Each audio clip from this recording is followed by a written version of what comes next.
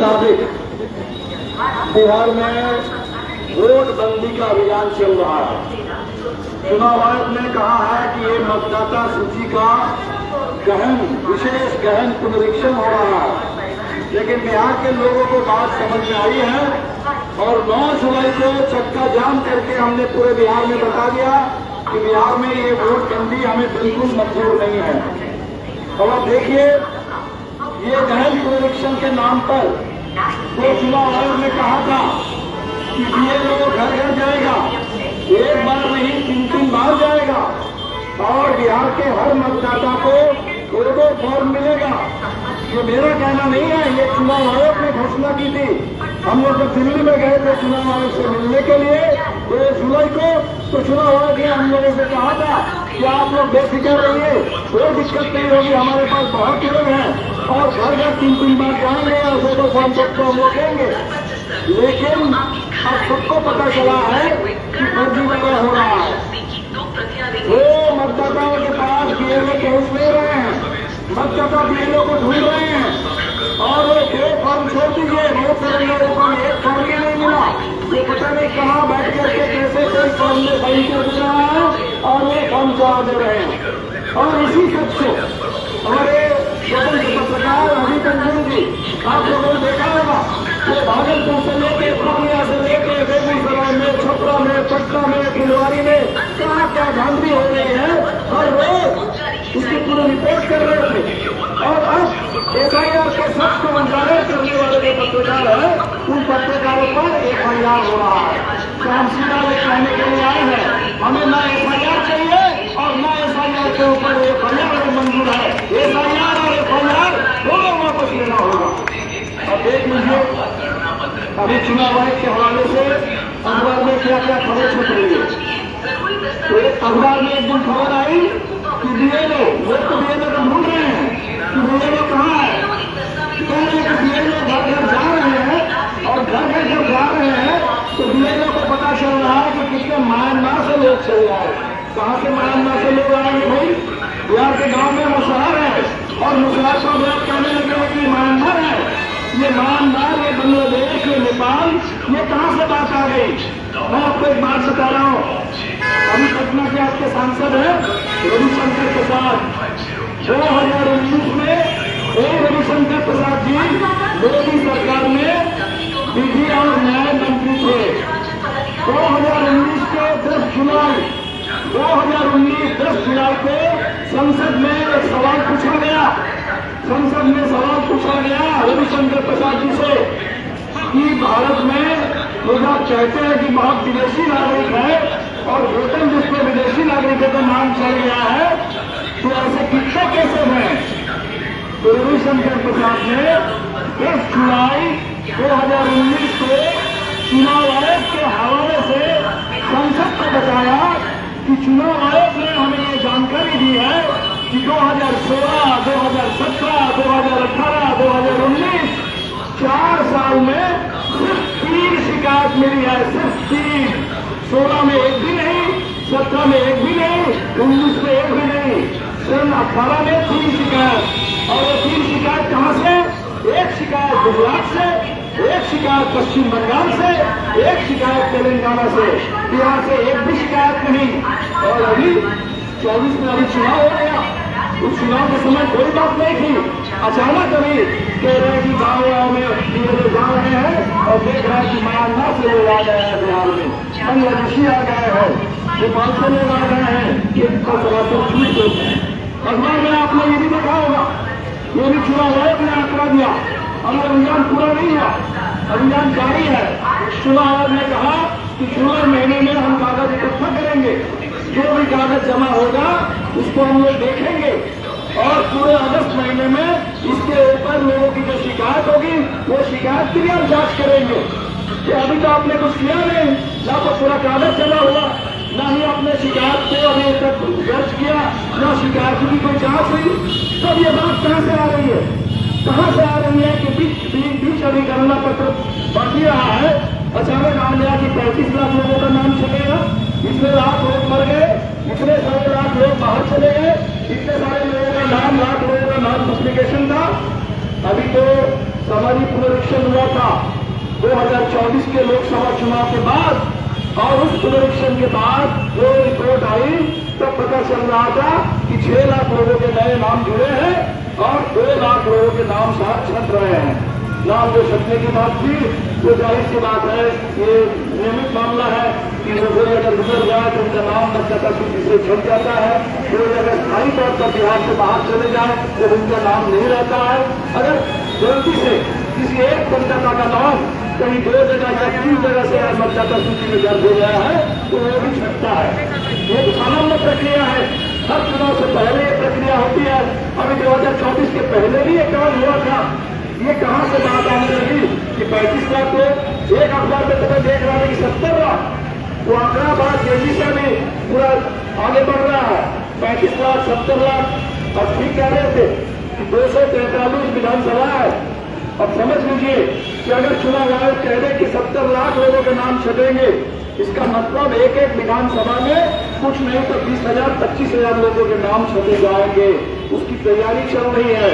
और समझ लीजिए किनका नाम छटेगा, किनका नाम छटेगा।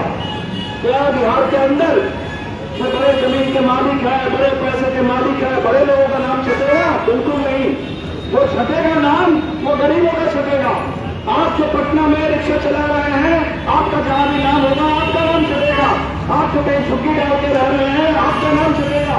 जमीन अगर आपके पास नहीं है, किसी तरह कहीं जमीन लेकर के झंडा डाल के रह रहे हैं, आपके पास जमीन का कागज नहीं है, मतदाता सूची में आपका नाम था, वहां से भी आपको बाहर किया जाएगा। अभी दिल्ली को ले लीजिए, अभी के जाएंगे दिल्ली और 21 तारीख से दिल्ली में संसद का सत्र शुरू होगा और दिल्ली में भी हम लोग प्रवासी बिहारियों का सम्मेलन करेंगे।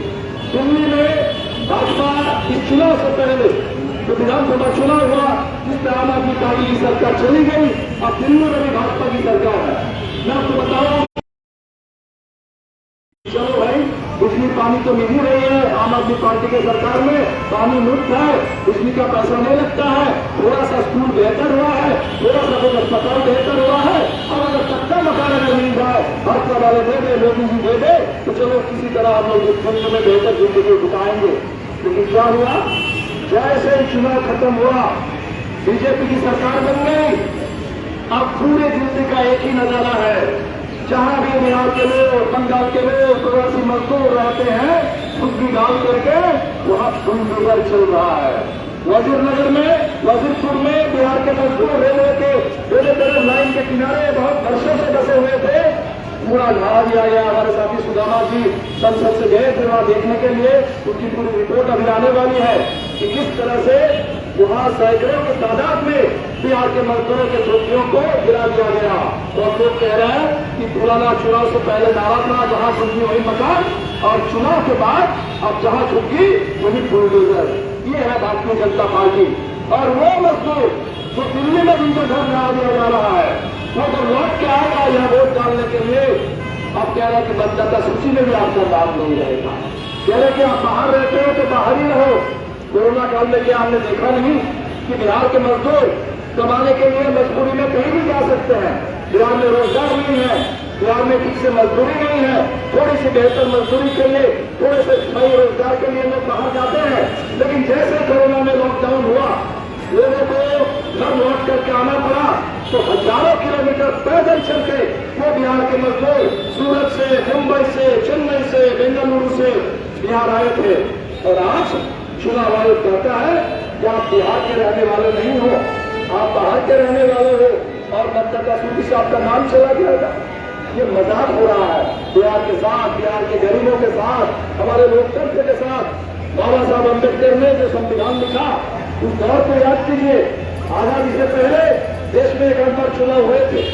आजादी से पहले अंग्रेजों के रहते हुए जब चुनाव होते थे, उस समय मुट्ठी भर लोगों को वोट डालने का अधिकार था।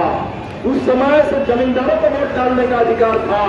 उस समय बड़े लोगों को, जिनके पास बड़ी बड़ी डिग्री होती थी, सिर्फ उन लोगों को वोट डालने का अधिकार था। ये तो हमारे देश की आजादी है, आजादी के आंदोलन से मिला हुआ संविधान है। जिस संविधान ने तय कर दिया, एकाएक तय कर दिया कि हिंदुस्तान के हर नागरिक को, गरीब से गरीब आदमी को भी एक वोट डालने का अधिकार होगा और वोट के मामले में वो अदानी अंबानी हो उनका भी एक वोट होगा। और पूरे बिहार के या बंगाल के पूरे देश का कहीं भी कोई गरीब होगा जो फुटपाथ पे रहता हो, फुटपाथ पे सब्जी बेचता हो, ठेला चलाता हो, उसका भी एक वोट होगा। लेकिन आज इसी हमारे मताधिकार को छीनने की कोशिश हो रही है। और चुनाव आयोग अभी हम लोग जाएंगे 22 तारीख को दिल्ली में, हमने चुनाव आयोग से समय मांगा है। ये फर्जीवाड़ा जो दिल्ली में बिहार में चल रहा है वो हमें बिल्कुल मंजूर नहीं है। बिहार में चुनाव हो 24 का चुनाव, 24 का चुनाव हुआ, उस समय क्या मतदाता सूची में गड़बड़ी नहीं थी और अचानक आप कह रहे हैं कि 2003 से पहले जिनका नाम मतदाता सूची में था वो हिंदुस्तान के नागरिक है। और 3 के बाद जितने लोगों के नाम चले, 3 के बाद किनके नाम चले हैं? जिनकी उम्र आज 35 साल है, जिनकी उम्र आज 40 साल है, 40 साल से कम उम्र वाले जो नई पीढ़ी के नौजवान है, जो नौजवान रोजगार के लिए लड़ रहा है, जो नौजवान अग्निवीर के खिलाफ नारा लगा रहा है, अब उस नौजवान को परेशान करना चाहते हो कि ये नौजवानों का वोट छीन लिया जाए? पूरे देश के किसान और गरीब जो आपके कृषि कानून का विरोध कर रहा है, उन किसानों का बदला लेना चाहते हो? और यहाँ ब्रिटिश जी के एडीजी है कुंदन कृष्णन, और वो कहते हैं कि बिहार में किसान जब निकलने बैठे रहते हैं मई जून के महीने में, जब खेती नहीं होती उसी समय अपराध होता है। क्या कहना चाहते हो कि बिहार में किसान अपराधी हो रहे हैं? आज पटना के नौजवानों का अपराधी बता रहे हैं और उनसे बदला लेना चाहते हैं कि उनके नाम छट जाए वोटर लिस्ट से। ये साजिश चल रही है, इस साजिश को पहचानना होगा। और साथियों, आप याद करिए, आपातकाल के दौर को याद करिए। आपातकाल आने से पहले ही बिहार ने उसको बात लिया था कि देश में बेरोजगारी आ रही है और तब बिहार के अंदर 74 का आंदोलन शुरू हुआ था। और जब आपातकाल आया तो आपातकाल के रहते हुए हिंदुस्तान में चुनाव हुए और बिहार में से एक भी सीट उस समय आपातकाल छोड़ने वाली सरकार को नहीं मिली थी, न बिहार में न उत्तर प्रदेश में। और जनता ने आपातकाल छोड़ने वाली सरकार को उस समय सत्ता से बेदखल कर दिया था। और आज वो तो अस्थायी आपातकाल था, आज तो स्थायी आपातकाल है। आज तो पूरे देश में अघोषित लेकिन स्थायी खतरनाक आपातकाल है। आज तो वोटर लिस्ट से हमारा नाम हटाने की कोशिश हो रही है, आज तो हमारा वोट डालने का अधिकार को छीनने की साजिश हो रही है। और इसलिए जो आपको आगे आना होगा इस चुनाव में मतदाता सूची को, अभी उसके लिए हम लोग लड़ रहे हैं, लेकिन चुनाव जब होगा उस चुनाव में भी वो चुनाव सरकार को बदलने वाला चुनाव है। 30 साल से नीतीश जी और नीतीश जी को सामने रख करके, नीतीश जी को मुखौटा बना करके भारतीय जनता पार्टी की सरकार चल रही है। अब 2014 से पहले सुशील मोदी जी थे, अब नरेंद्र मोदी जी आ रहे हैं 14 के बाद से। ये डबल इंजन की सरकार है और डबल इंजन के नाम पर अब क्या हो रहा है? जब क्या देखा हमने बड़ा अस्पताल में, क्योंकि अस्पताल में सुबह सुबह 5 आते हैं अपराधी और देखो उनका सीसीटीवी में पूरा चेहरा है, चेहरा ढकने की भी कोई कोशिश नहीं कर रहे हैं, छुपाने की कोशिश नहीं कर रहे हैं, क्योंकि उनको पता है इस बिहार में कोई हमारा बाल माता नहीं रख सकता है। इस बिहार में जो सरकार है वो अपराधियों के द्वारा, अपराधियों के लिए अपराधियों की सरकार बन चुकी है बिहार के अंदर। और इसीलिए अपराधी देखो घूम रहे हैं ठीक पहलगाम की तरह, ठीक पहलगाम की तरह। जैसे अपराधी आए थे, आतंकवादी आए थे और धनाधन गोली चला करके चले गए। आज तक भारत की सरकार को मालूम नहीं है कहां से आए और कहां गए। और जो कश्मीर में जो इनके एलजी है वो कहते हैं कि बड़ी चूक हो गई है और इस चूक की जिम्मेदारी मैं लेता हूं। अगर चूक की जिम्मेदारी लेते हैं तो सबसे पहले गद्दी छोड़िए, गद्दी में बैठ करके क्या चूक की जिम्मेदारी लेते हैं इसको लक्ष्य उठाओ।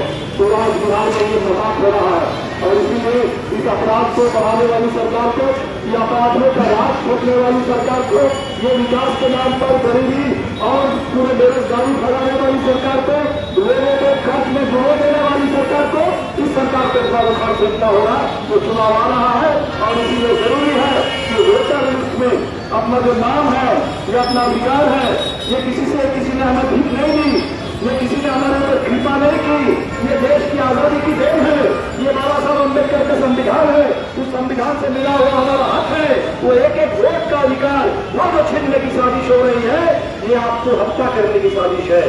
आपको पूरी तरह से आपके जमीन, आपके पूरे रोजगार सब कुछ छीनने के बाद, आपके स्कूलों को बंद करने के बाद, आपकी दवाई, आपकी पढ़ाई सब कुछ रोक लेने के बाद, अब जो बचा हुआ था आखिरी आपके जमा सकते हैं, वोट डालने का अधिकार उस वोट को भी छीनने की साजिश हो रही है। और इसी के साथ में आपसे कहेंगे ये पूरा जुलाई का महीना आपको धीरे धीरे खत्म होने वाला है। अगले कार्यक्रम जाएंगे चुनाव आयोग के पास, फिर जोड़ेंगे। हमें उम्मीद है कि सुप्रीम कोर्ट में भी 28 जुलाई को सुनवाई है। सुप्रीम कोर्ट ने सही सवाल किया चुनाव आयोग से, सारे सवाल किए कि आपको किसने कहा था उतरने के लिए, अभी सामने चुनाव है, अचानक अपने ऐसा अभियान क्यों शुरू किया? ये नागरिकता चेक कर रहे आपका काम नहीं है, ये चुनाव आयोग का काम नहीं है। देश में नागरिकता के मामले में कोई सवाल हो, ये होम मिनिस्ट्री का काम है, ये सरकार का काम है, ये चुनाव आयोग का काम ही नहीं है। आपका काम है चुनाव कराना, आपका काम है ये देखना कि 18 साल से ऊपर का कोई भी मतदाता ना छूटे, सभी मतदाताओं का नाम दर्ज हो और साफ सुथरा ढंग से चुनाव हो, वहाँ फ्री एंड फेयर इलेक्शन हो और सबको लीडर होकर के अपना पूरा वोट डालने का मौका मिले, ये देखना आपका काम है। लोगों का नाम छांटना, लोगों को बाहर करना, लाखों करोड़ की तादाद में मतदाता सूची से बाहर भेज देना, उनकी नागरिकता को लेकर के खिलवाड़ करना, ये चुनाव आयोग का काम नहीं है। ये सवाल भी सुप्रीम कोर्ट ने किया है। सुप्रीम कोर्ट ने यह सवाल भी किया है कि आपको बड़े दस्तावेज चाहिए। इस देश में मोदी जी अपनी डिग्री नहीं दिखा पाते हैं और दस्तावेज के मामले से हैं लोगों के पास, डिग्री मांग रहे हैं लोगों के पास, तो लोगों के पास अगर आप दस्तावेज मांगते हैं तो लोगों के पास जो है उसको लीजिए। लोगों के पास आधार है, राशन कार्ड है, उनके पास वोटर कार्ड आपने भी दिया है, उसको लीजिए। लेकिन आप क्यों नहीं मांगते हैं? आप लोगों से क्या मांग रहे हैं? पासपोर्ट मांग रहे हैं, आप लोगों से मकान का कागज मांग रहे हैं। अरे भाई बिहार के अंदर लोगों ने अपना आय प्रमाण पत्र मांगा था, आय प्रमाण पत्र नहीं मिल रहा था, आवासीय प्रमाण पत्र के लिए आवेदन जमा किया, आज रिपोर्ट मिल रही है कि प्रमाण पत्र मिलना तो दूर की बात है, अभी आवेदन जमा करना भी मुश्किल हो गया है, वो भी ब्लॉक हो गया है। एक जाति प्रमाण पत्र मिल सकता है बिहार के तमाम दलितों को, तमाम पिछड़ी जाति के लोगों को, क्या हमारे कम से कम ठीक है हमारे पास जमीन नहीं है, मकान नहीं है, डिग्री नहीं है, लेकिन इस जाति में पैदा हुए हैं, इस जाति का प्रमाण पत्र तो दीजिएगा, वो भी सरकार देने के लिए तैयार नहीं है और मांग रहे हैं कि एनआरसी में नाम दिखाओ, पासपोर्ट दिखाओ, ये डिग्री दिखाओ, वो कागज दिखाओ, कहाँ से लोग दिखाएंगे? और इसलिए बड़ी साजिश है, इस साजिश का मुकाबला करना होगा। पिछले 9 जुलाई को अपने चक्रवाम को सफल किया और ये संदेश चला गया पूरे देश में कि बिहार लड़ेगा, बिहार झुकेगा नहीं और बिहार इसको बर्दाश्त नहीं करेगा। आपसे अपील करेंगे ये अगस्त महीने में अभी शुरू हुआ है, अभी ये कह रहे हैं कि जैसे तैसे नाम चला देंगे, आपको इत्मीनान कर देना है कि डरने की कोई बात नहीं है, आपका नाम रहेगा, ऐसा बिल्कुल नहीं। धोखा दे रहे हैं क्योंकि अगस्त महीना जैसे शुरू होगा ये कहेंगे कि आपका डॉक्यूमेंट कहाँ है, और डॉक्यूमेंट के नाम पर एक एक हजारों की तादाद में एक एक विधानसभा में नाम रखने, नाम को हटाने उसका खेल शुरू होगा। और इसीलिए असली लड़ाई अभी तो लड़ाई है, असली लड़ाई अगस्त के महीने में है और इसीलिए अगस्त के महीने के लिए हमने नारा